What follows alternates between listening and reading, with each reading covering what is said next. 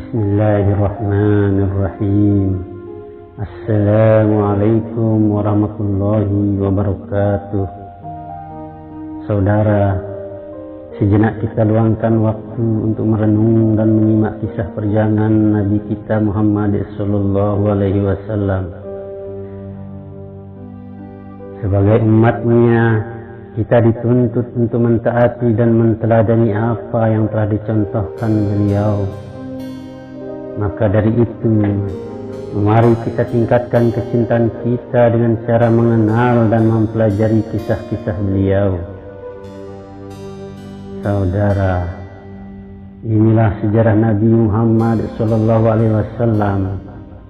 Dalam hikayat, yatim piatu sejak usia 6 tahun. Saudara, kenabian dan kerasulan adalah karunia yang agung dari Allah diberikan kepada seseorang yang telah dipilihnya. Dan hal ini tidak bisa dicapai dengan usaha manusia biasa. Allah yang menentukan kepada siapa anugerah itu diberikan dan kapan disampaikannya, serta siapa pula yang diberi kesanggupan oleh Allah untuk menerima karunia itu. Saudara, Nabi Muhammad SAW adalah seorang berkebangsaan Arab yang dipilih oleh Allah untuk menerima anugerah yang agung. Ia dijadikan Allah sebagai penutup segala nabi dan rasul dengan membawa syariat sempurna yang bersifat kekal dan abadi.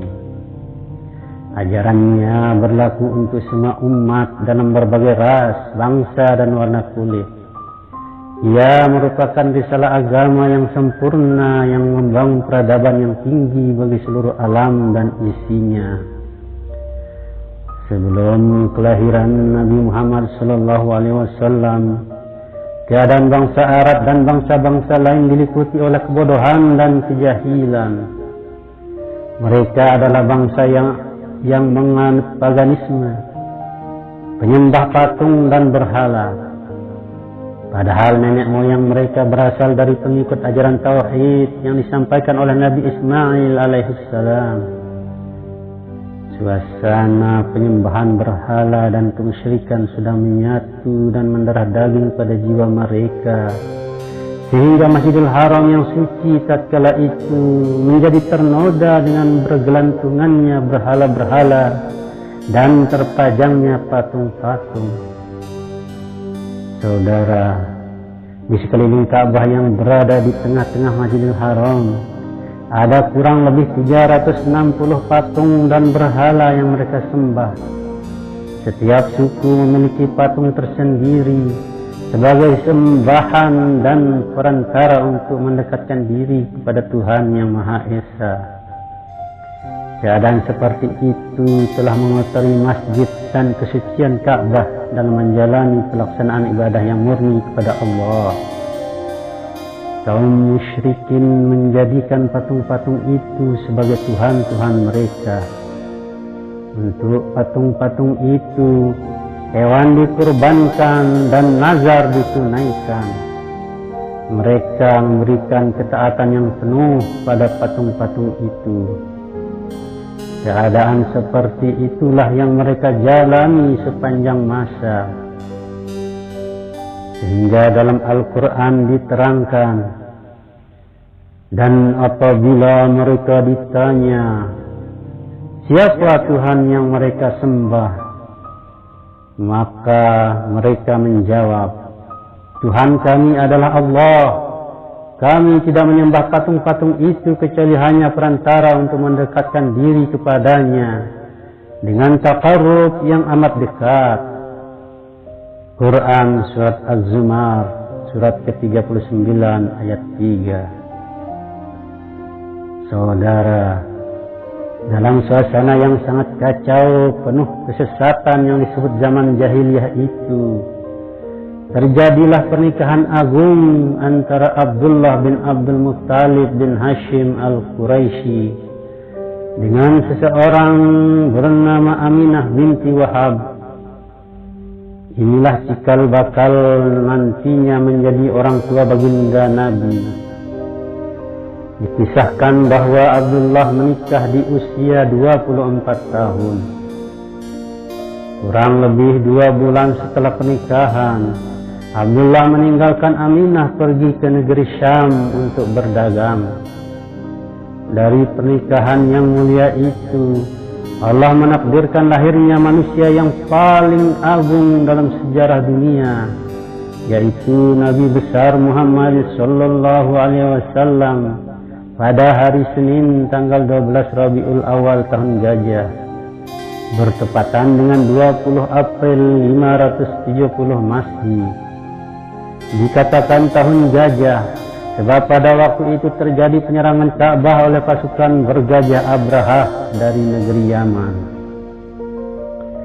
Saudara, ketika Nabi masih berada dalam kandungan ibunya, pada suatu ketika ibundanya Siti Aminah melihat cahaya yang terang benderang dari dirinya, dan cahaya itu menerangi hingga sampai istana Kisra di negeri Syam. Itu artinya apa? Nanti suatu saat akan sampai dakwah baginda Nabi ke negeri Syam tersebut. Ayah Nabi Muhammad Sayyid Abdullah bin Abdul Muttalib meninggal dunia ketika beliau masih ada dalam kandungan ibunya. Dikabarkan meninggalnya akibat sakit yang dideritanya dalam perjalanan dagang ke negeri Syam. Lantas Abdullah memutuskan untuk kembali pulang ke Makkah karena sakit yang dideritanya tidak kunjung sembuh. Akhirnya sesampai di Madinah, sakitnya bertambah parah dan tidak dapat melanjutkan perjalanannya pulang ke Makkah. Abdullah meninggal dunia di Yasrib atau sekarang disebut dengan Madinah. Saudara, beberapa bulan setelah itu, berbahagialah Sayyidina Aminah ibunda Nabi Muhammad dan Abdullah Muttalib kakeknya atas kelahirannya yang diberi nama Muhammad, karena ia akan menjadi orang yang sangat terpuji di masa yang akan datang. Inilah manusia yang paling agung dan paling berpengaruh dalam sejarah kemanusiaan. Petunjuk telah lahir dan alam pun telah menjadi terang bercahaya. Zaman menyambut kelahirannya dengan senyum ceria.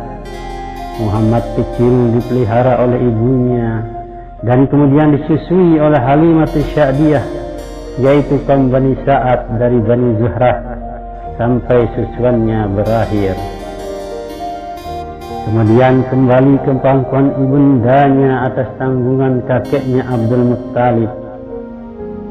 Ketika umur beliau mencapai usia 6 tahun, ketika ia mulai menanyakan ayahnya kepada ibundanya yang amat dicintainya, sampailah informasi kabar padanya tentang ayahnya yang meninggal ketika ia masih berada dalam kandungan. Maka ia pun sadar bahwa dirinya adalah anak yatim. Lalu dengan rasa penasaran beliau dan kerinduan ibundanya kepada almarhum Abdullah, maka di usia itu beliau diajak ibundanya Aminah untuk berziarah ke Yasrib, mengunjungi saudara-saudara kakeknya dari keluarga Najjar. Saudara, perjalanan ke Yasrib ditemani Ummu Aiman, seorang pembantu wanita yang disiapkan Abdullah sebelum beliau wafat. Sampai di Madinah, Muhammad kecil diajak berziarah ke suatu rumah tempat ayahnya dahulu meninggal, serta berziarah ke tempat kuburan ayahnya. Suasana itu dirasakan begitu berat dan mengharukan, apalagi baginda Muhammad kecil yang telah menjadi yatim. Setelah beberapa lama tinggal di Madinah, Muhammad kecil, ibunda Aminah dan Ummu Aiman bersiap-siap untuk pulang ke Makkah.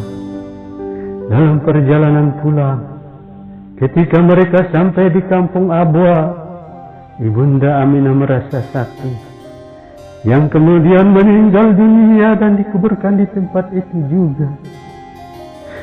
Muhammad kecil kembali menghadapi cobaan yang sangat berat. Ibarat luka belum sembuh karena ditinggalkan ayahandanya, tergores luka baru dengan wafatnya ibunda yang sangat dicintainya. Muhammad kini menjadi seorang yang yatim dan piatu dalam usia 6 tahun. Kemudian Ummu Aiman membawanya pulang ke Makkah. Anak itu pulang sambil menangis dengan hati yang perih. Hidup sebatang kara. Baru beberapa hari yang lalu, ia menyaksikan rumah tempat ketika ayahanda meninggal dan kuburan ayahnya. Ini, ia melihat sendiri di hadapannya, ibundanya pergi, meninggalkan dunia ini, dan tidak akan kembali untuk selama-lamanya. Anak yang masih kecil itu mendapat cobaan yang sangat berat, memikul beban hidup yang memilukan, sebagai seorang anak yang yatim dan piatu. Saudara, ketika di Makkah, Muhammad kecil dipelihara kakeknya Abdul Muttalib. Kakeknya sangat mencintainya. Ia memeliharanya dengan penuh kasih sayang. 2 tahun setelah beliau berada dalam asuhan dan bimbingan kakeknya Abdul Muttalib, dikala itu Muhammad kecil sedang mengobati lara yang diderita sepeninggal kedua orang tuanya. Luka lara belum sempat terobati. Kala itu juga kakeknya tercinta pun wafat. Alangkah sedih dan memilikannya hati seorang Muhammad kecil. Musibah silih berganti dan bertubi-tubi terus-menerus dihadapi. Saudara, sebelum meninggal dunia, Abdul Muttalib menyerahkan cucunya kepada anaknya yang sekaligus paman Nabi, yaitu Abu Talib. Kemudian pamannya mengasuh dan menjaga beliau dengan penuh kasih sayang, seperti kakeknya mengasuhnya dahulu. Sungguh pun demikian, peristiwa sedih sebagai anak yatim piatu itu bekasnya masih mendalam sekali pada jiwanya. Sehingga dalam Al-Quran disebutkan, Alam yajidika yatiman fa'awa. Bukankah dia mendapatimu sebagai seorang yatim, lalu dia melindungimu. Wa wajadaka dhallan fahada. Dan dia mendapatimu sebagai seorang yang bingung, lalu dia memberikan petunjuk. Wa wajadaka 'ailan fa'awana. Dan dia mendapatimu sebagai seorang yang kekurangan, lalu dia memberikan kecukupan. Fa'ammal yatima fala taqhar. Maka terhadap anak yatim janganlah engkau berlaku sewenang-wenang.